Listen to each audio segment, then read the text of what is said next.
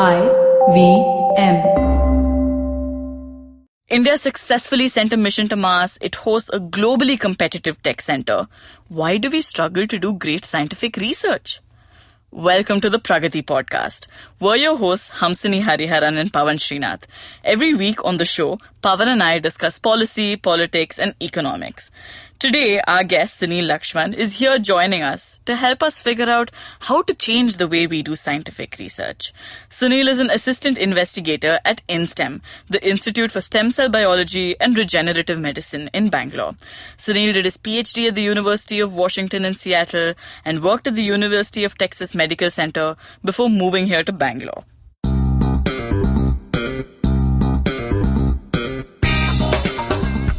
Hi Sunil, welcome.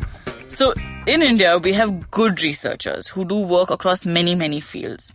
But what does it take for us to do great scientific research as a country? So, essentially, there are three systemic problems that we have. So, you're right, we do great pockets of research here and there, but we don't have scale, especially for a country of this size and this economic output. We are pitifully low in the scientific hierarchy. So there's a question of scale. Second is the question of sheer consistent quality above a baseline mean, which we largely don't have. So like you said, there are pockets which are very good, but the general average, batting average, is extremely low. And third is attracting sufficiently large numbers of suitably interested scientific personnel at all levels. This is from the lowest level to the highest level. So Sunil, it's not just that we are a poor country. So we can't just say, look, the United States has a ton of money. The National Institutes of Health has a budget ranging roughly around $20 billion or so. And obviously India can't put that kind of money out there. $20 billion is too big a chunk for India to invest in any kind of research. So you're saying that our problem, we don't even bat at our So we don't level? bat at what we would say our peer group is batting at. So you gave a great example. The US NIH alone is $30 billion and the NSF, which is the bigger chunk, is close to $100 billion. So $150 billion is out of our reach. That's fine. But if you look at countries which are what you'd call mid-scale economies, they typically put in somewhere between 1 and 2.5% of their GDP on research, indirectly on scientific research. This is the public sector, right? And this usually, is the state-supported research and pocket. usually the private sector, when it's dynamic, adds another. Yes. So the private sector in the 1.5%. most dynamic scientific economies adds a substantial bit, maybe 20-30% to this number. Clearly, the public spending in India is very low, even if we can't pin that number down well. But say we double the budget next year, do you think we'll start seeing better research? So in science, there's a common adage, which is necessity and sufficiency. Dumping money in Indian science is right now necessary, but it's not sufficient to create an overall excellent scientific culture. But the necessity argument usually always comes first. You need something much before you can scale up and say, I can do this really well. We are right now below the level which is necessary to create a reasonably vibrant scientific economy.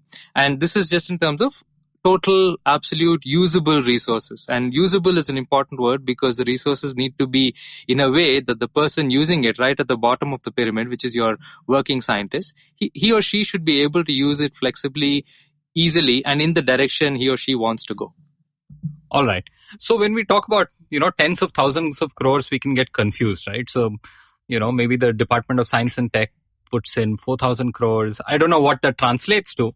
But tell me how it is like if you're a principal investigator, right? You're an assistant professor at a top tier institution. What does that money translate to for you and for your students? Yeah, so the budgets are often misleading because a very big chunk of the budget just goes into administrative costs, personnel, salaries, just the salaries of the higher level people, just building maintenance, things like that, not the actual research part. Mm-hmm. But let us say you delink the salary component of this number. You're left with a small pot But as an investigator, what you need is a reasonable amount of money. This is for these typical, what you'd call high quality, small size lab, which is 8, 10, 12 people. That's the average size around the world. To run this, you need enough money to buy your consumables when you need it, not when someone else decides you need it, and enough money to be able to do different things, not necessarily in a flowchart or an order that has been prescribed to you, but as the research demands. So, for example, you might need a computer today and some consumables tomorrow. But if your budget doesn't let you flexibly buy either a computer or consumables, you're kind of stuck. And then you're trying to do jugaad to try to see how you can get around this and get by, instead of spending your time productively on your research projects. Apart from money, Sunil, how do other things work? Are you able to get the best of students to work on challenging problems? Just because of our sheer size, just the sheer number of students in India, even if most of the best students don't get into science, you have that tail end and some small number of them will get into science. That small percentage is a very large number in India. So in the best institutes in India, which are about half a dozen or a dozen, the student quality is actually comparable to almost any place in the world. Right. But the drop is very that's fast. That's our success, right? That is our success. I think bachelor's education, maybe to an extent master's education, at least the cream in the country is globally competitive. The cream in the country is globally competitive, but the cream is very large. So even if 1% of the cream comes into science, that 1% is 200 or 300 students, which is enough for the best institutes in the country. But then because of that, the drop from there to the next level institute, which you would think should be a good institute, is actually quite substantial. And I guess the drop is more visible when you go higher in the education chain, right? Yes. From master's to a PhD. The drop is visible from master's to PhD, and also that's where the institute quality dips dramatically. So the elite institutes will still get fairly good students, but then the immediate next rung, which might be considered a good teaching or bachelor's institute, will be abysmal in research, because they will not get that crop of students or the other resources to sustain research. So the dip is from the top 10 and 10 to 50. In most places, it's 10, 11, 12. It's a very, very gradual decline. But from here, from let us say 10 to 15 is an order of magnitude drop. Right. Whereas, say in the United States or elsewhere, even a tier 2 public university might be doing decent work. Even a public university in the 50th state in the country might still be putting out a much better base quality than in India. If you take basic medical, biomedical research, if you take the top 10, 15 institutes in India, all put together, you might get 200 researchers tops. Okay. This is the typical size of a average to above average medical center in, say, America or the best places in the UK. So one center is comparable to almost the entire critical mass of our entire elite scientific group. Okay. This is for a country of 1 billion plus. Help me out in trying to understand what's the implication of that. So the implication's quite obvious. Essentially what you're saying is not the city of Boston or San Francisco, but a smaller research center, let's say Seattle or Madison or something, will have the scientific output, the high quality scientific output equivalent of India. Okay. So then how do we change this? How do we go from, Madison, Wisconsin to at least say Boston? I mean, like if India can do what MIT and Harvard and a few others put together, I think we've arrived, right? That would actually be true, because essentially for a country's scientific visibility, if you create just 1 or 2 or 3 large centers of excellence, the country is visible scientifically at a very high level, because these are the what you'd call high profile publications or high profile patents and the spin-offs that come with that. And some places have very successfully started to do that. I won't take the example of China, because everyone knows China is doing things at a scale we'll never match. But what you'd say are smaller countries, Korea, for example, are starting to create these nucleating hubs. Singapore has done this extremely well, creating this huge hub in this tiny city of 4 or 5 or 6 or 7 different institutes that are all at a high quality, high resource availability scale, and created this hub which is comparable to many of the excellent centers in the world.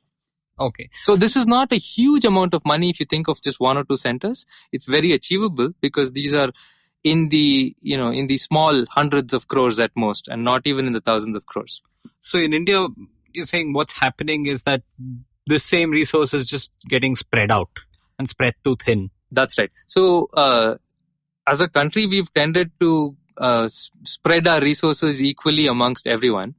Especially across states, right? Across states, across individuals, across communities, across every possible way you can slice the pie. This is very good for certain things, but it is not good to create pockets of real excellence. And so our resources for institutes are spread across the country, even creating institutes in places where they will not be viable. And the flip side of that is that nucleated hubs, which could grow, may not necessarily get the resources they need to grow to where they can be. Of course, these are usually the better places, so they have comparatively better resources, but the scaling doesn't work. Let's get back to, say, your lab as an institution, right? So you're talking about this small lab of 8 to 12 people who are working together, and which is how scientific research works in most parts of the world. Mm-hmm. What else do you need to make this team successful? I mean, one is you need money the way you want it at all times. Right. What else? What are the other ingredients that need to go in? So for you to compete with your peers in the US or UK, yes. So usually it's a combination of three things. You've mentioned students. You need good students, and at least the better places in India have good enough students. So that's not the biggest concern. The second is sufficient infrastructure in terms of the kind of equipment you need. That is becoming better in many places. But the flip side to that is this equipment requires staff, technically trained staff, to be able to operate it. We severely lack in that. And we also, most institutes don't have ways to hire and retain staff at that technical level as opposed to, say, a lead investigator level. So that's a severe problem. Okay. And the third is money, which is to be used the way the scientist desires to use it. So typically, for example, if you write a grant here, you have to list out all the things you're planning to do and box them in different categories. Mm-hmm.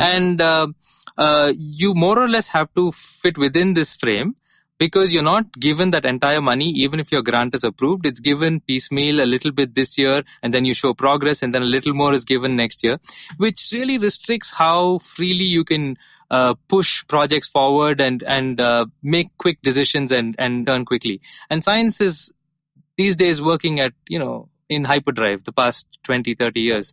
And for that, you need to be able to move quickly, work quickly, collaborate with people across the world quickly. Now, that's usually a challenge because it's hard to invite people over from outside the country or for you to travel. So these are usually what you'd call small irritants, which add up in many different ways. And these are not actually resource-intensive irritants, but usually are the biggest drag to your program.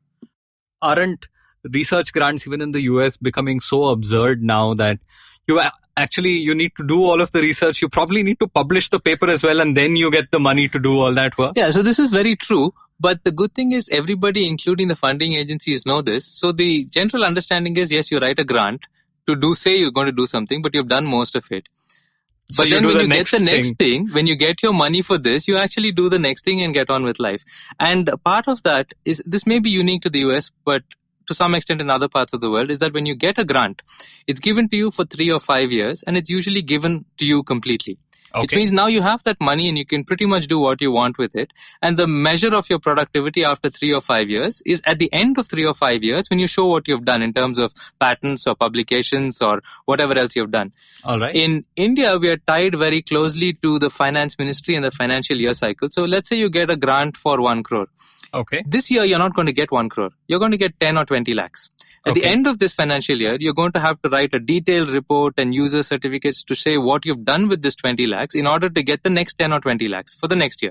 And so on and so forth. So if your project actually requires something which you've asked for and you get 1/4 of that, you can't actually do 1/4 of what you intend to do. It's usually 1/10 or 1/20. So Okay. So this understanding, which I think all research agencies work with in many parts of the world, hasn't yet fully percolated our bureaucracy. Even though many exceptional scientists are trying to change that, the things change very slowly. So let's spend some time on that, the science bureaucracy of the country. Right?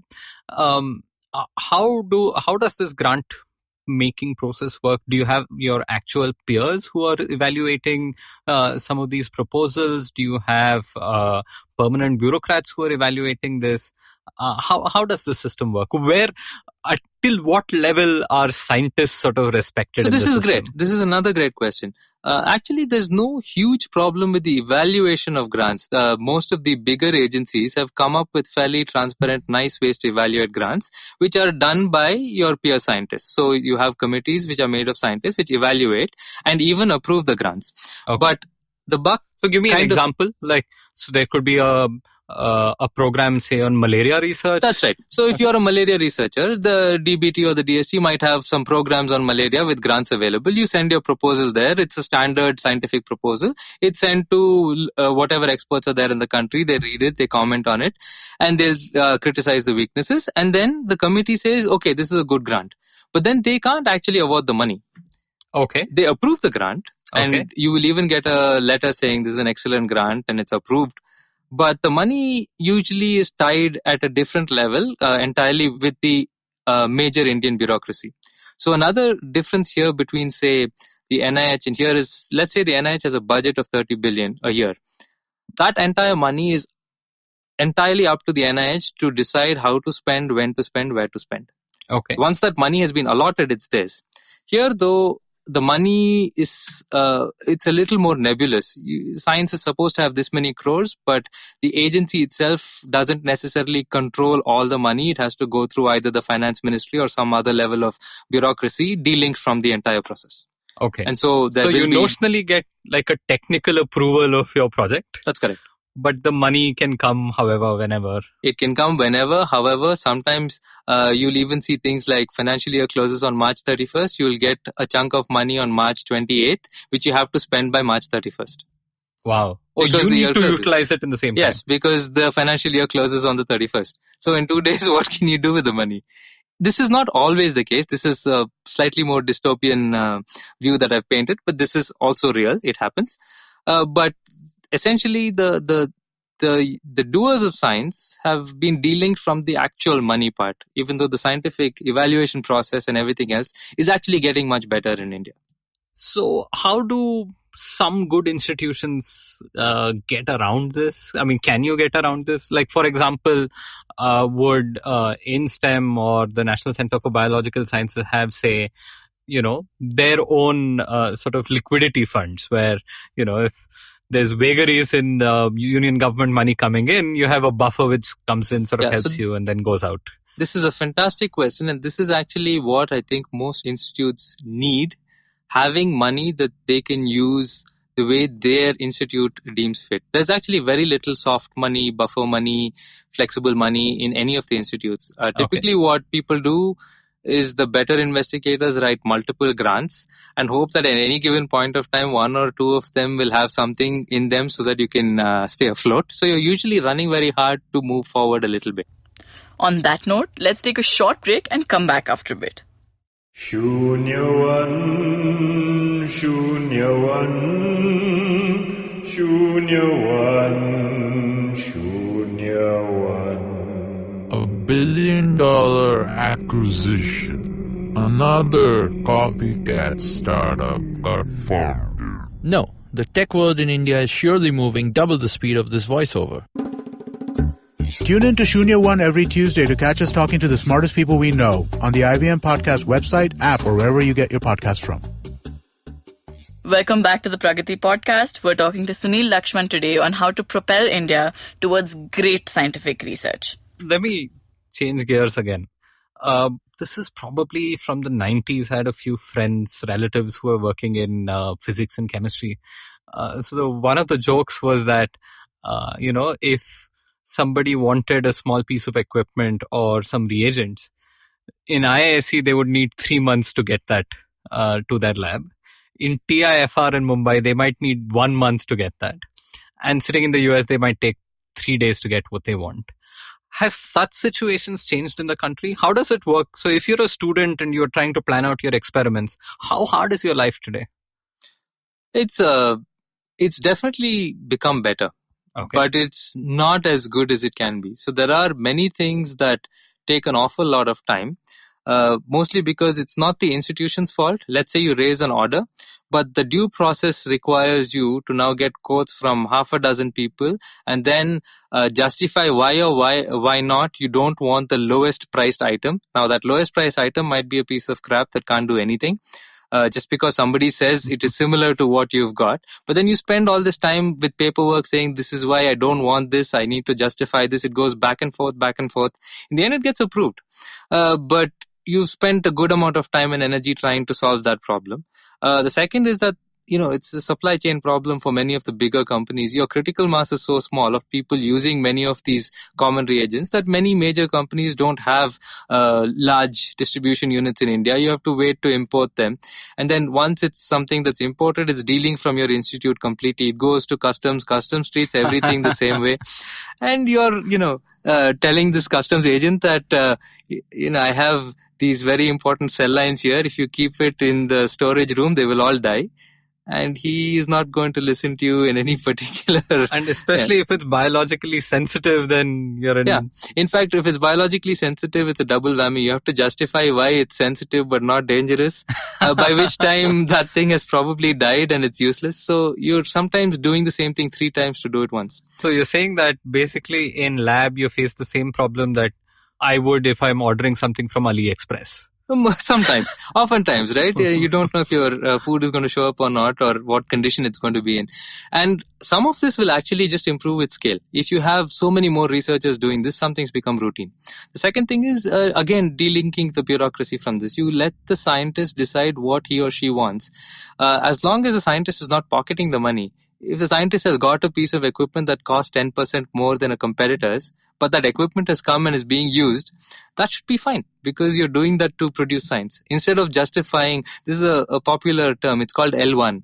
L1 is the lowest price that any item has in a tendering process. So if you can get rid of some of these things, you'll actually do better. Cheaper is not always better. So in a sense, a presumption of trust has to play a larger role in a lot of these processes. That's right.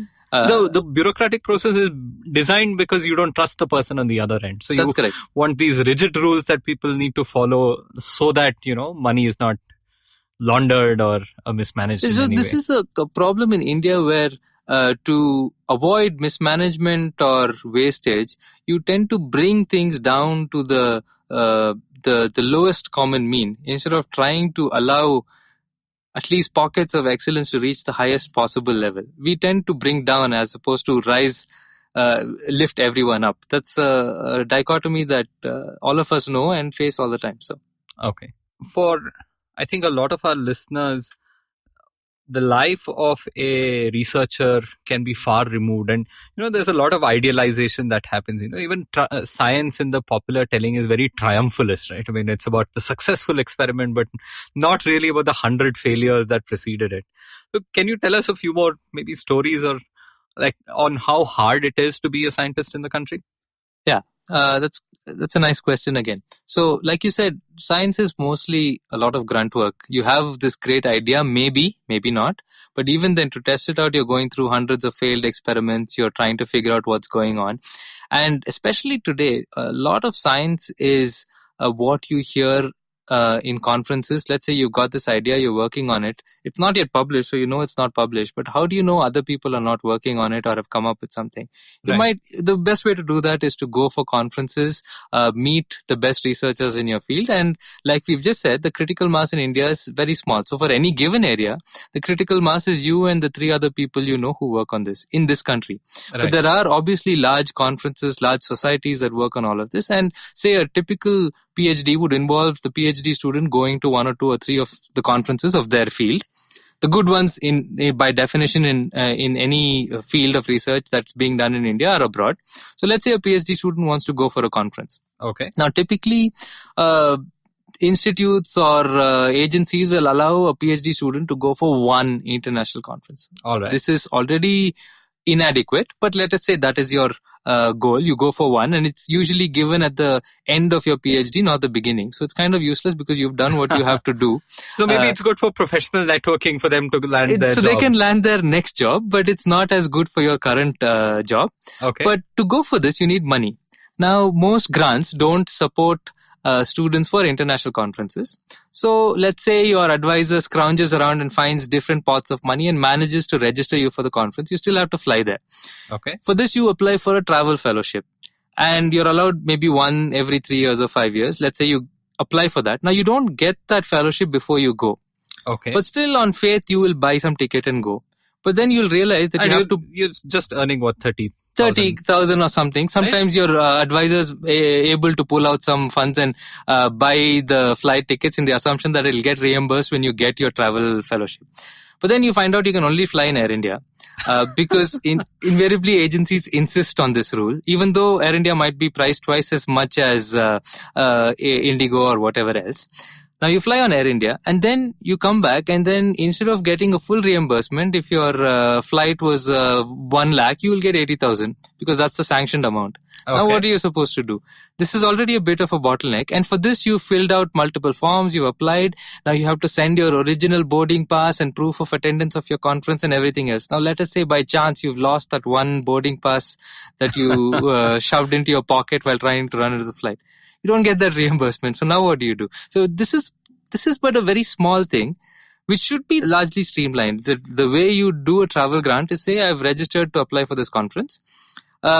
I want to go for this conference. Here's my plan to attend it. And a seamless process will say in 3 weeks or 4 weeks, you're either approved or not approved to go for the conference. And you're allowed to go for this depending on what you're going to show at the conference. It's obviously it shouldn't be a holiday. But if you are showing that you're going for this great conference, you've been asked to give a talk there, you need to attend it. There should be better ways to do this at this level, rather than the boarding pass that. and the sheer effort to get this, at the end of which you don't know if you will get it or not. So you have to basically you have to plan now 6 months or a year in advance, and then hope for the best and try to go for it. And despite this, a lot of our students and scientists manage to find a way to get around this and try to go. And also some other simple things, like many institutes give an allowance for scientists to attend a conference here, but that's a flat 1 lakh a year or 1.5 lakhs a year. Okay. Which is a flat, life doesn't work in these fixed flat sums. Supposing it's 1.3 lakhs and you've got only 90,000 or a lakh, what do? It's a challenge. So, and these are very small challenges that can easily be fixed if you have some ways to deal with some of these things. So better networking, ease of bringing people over. If you have a collaborator or you want to collaborate with someone, it's very hard to invite that person to come and attend a conference in India or stay with you and work with you for a week or two. There's an enormous amount of paperwork at the end of which you don't know if you'll get permission or not. So, Sunil, something that I've noticed is that we have very few postdoctoral research positions in India. Isn't this sort of a missing link in your entire science ecosystem between, say, a PhD student and an assistant professor, for example? The culture of a postdoctoral system is at best a fleeting idea in the country. Again, very few institutes in India have what you would call a semi-healthy postdoctoral system where there are postdoctoral fellows. They have some kind of an institutional support system and can do high-quality science. The agencies actually have created postdoctoral fellowships. So if you want to be a postdoc in India, you can be in terms of getting your salary or fellowship. But very few places have a healthy postdoctoral culture. So they'll end up being treated as PhD so it's again a bit of a chicken and egg problem. Because there's no culture, I think many investigators don't really know how to deal with postdocs. Right. Do you let them flourish, give them a lot of freedom, let them run with their ideas, or do you treat them like a superior technician, or do you treat them like very junior scientists where they have to report to you every morning? This is an ongoing process. But you're absolutely right. Every major scientific culture has a nice cohort of an active postdoctoral system, and that is also a way for individuals to transition then to the next stage, which is from being a postdoc to being a completely independent investigator. And the system in India just doesn't know how to deal with postdocs right now. If you do a postdoc in India, let us say you do it, and then you apply for a job, the random university is going to think, why didn't this person go abroad to do a postdoc? This person has to be terrible. What do I do with this person? So there's this suspicion for the homegrown product, right? No, as a culture, we're anyway suspicious about everything. We don't. It's a low trust society, and in every aspect of life, we don't trust anything. Even from the 10 rupee note that we get, we suspect if it's forged or not. So, and even a note that you get, it doesn't mean that has any value, because tomorrow it might be worthless. So, as a low trust society, it is difficult.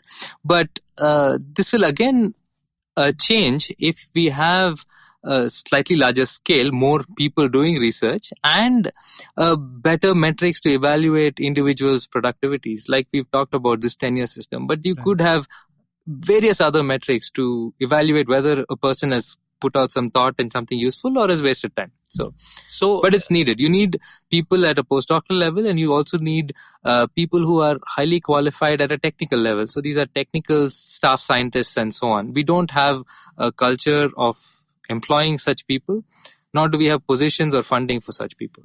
Right.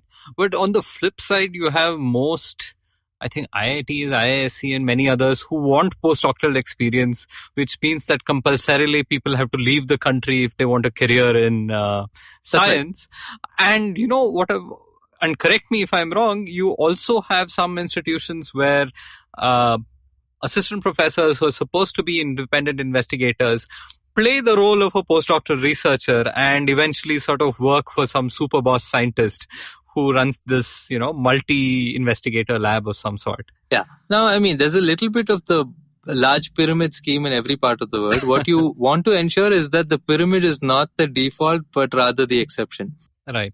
You're right, in many places in India, the pyramid is the default and not the exception. So now that is a whole different problem. But you're right, though, that in order to get the pyramid is actually a very steep pyramid. There are, like we've said earlier, 10, 15, 20 good institutes, right? Mm-hmm. So everybody wants to be in those institutes. And there isn't a small dip in the next tier, which is still a good place to be, but not... I mean, the chasm is huge between a premier institute and the next level of institute. So if everybody wants to be in these premier institutes, obviously the institutes can demand 5, 6, 7, 8 years of postdoctoral work, this stellar work record here and there. And that will mean that any qualified person in India will have to go abroad and do this stellar postdoc in order to even be considered in an institute in India. I mean, on paper, sometimes the requirements to get a position in a top institute in India is harder or more competitive than what you'd think of in a top institute outside the country. Right. There's this old joke that my college director used to say that he and his close buddy were both chemical engineers who were trying to get a faculty job in India. And the only difference between him and his friend, who was probably had better papers than him and so on, was that when he applied for the job, he applied from Purdue. So his postal address was Purdue and the other guy's was Nungambakkam in Chennai. And he said, I got it, and he did not. Yeah, this remains true. This is a problem, and many of these problems will be solved as we increase the general batting average of science in India. So, all right. Yeah. Okay, thanks, Sunil. Thanks so much for coming in. It was an absolute pleasure to have you. Great. Thank you very much, Pavan. That's it for this episode of the Pragati Podcast. If you have any questions or comments, please send it to us on Twitter. I'm on Twitter as @Hamsini H. Pavan is @ZeusIsDead. You can subscribe to the Pragati Podcast on the IVM Podcast app or any other app that you listen to your podcasts on. And of course, check out more analysis and views on thinkpragati.com.